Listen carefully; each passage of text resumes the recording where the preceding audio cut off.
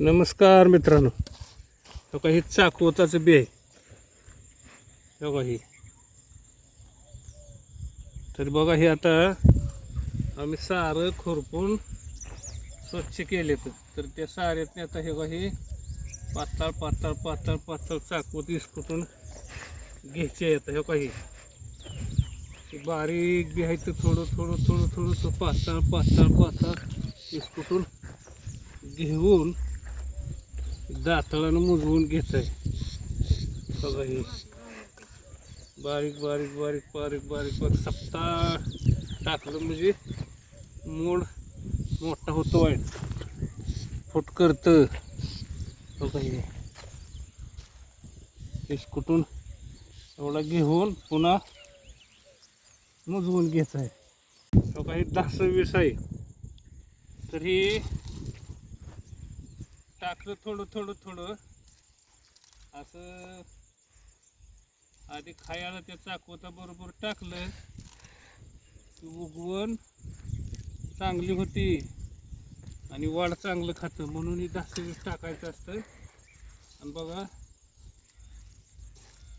टाकून थोडं थोडं थोडं घेतलं की इसकुटून घ्यायचं आहे. बघा आता बी सगळं मुजवून घ्यायचं आहे. आता हे चाकवट टाकून झालं, 10-20 टाकून झालं तर आता बघा ही 10-20 आणि चाकवट एकत्र टाकलेलं आहे. तर आता बघा हे मुजवून दाताळानं बघा कसं असं मुजवून घ्यायचं पाहिजे. सगळं ही मुजलं जातं, खाय टाकलेलं मुजलं जातं. काय सुद्धा वर राहत नाही, सगळं मुजलं जातं. बघा बारीक बी असल्यामुळं मुजून जातं सगळं. 10-20 टाकलेलं खाया मुजते, बी बी मुजते. तर बघा हे रोज 4-5 सारं टाकते आम्ही. कसं काय मुजते बघा.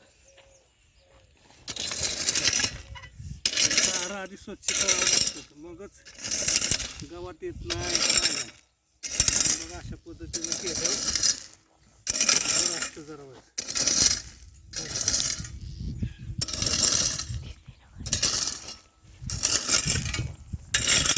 तर बघा कमी कष्टात हे सगळं उत्पन्न जर काढायचं असलं तर जास्त कष्ट नाही. थोडक्यात बघा ही आपलं खुरपायचं, सारं स्वच्छ करायचं आणि मग त्याच्यात ही भाज्या सगळ्या टाकून घ्यायच्या. धन्यवाद.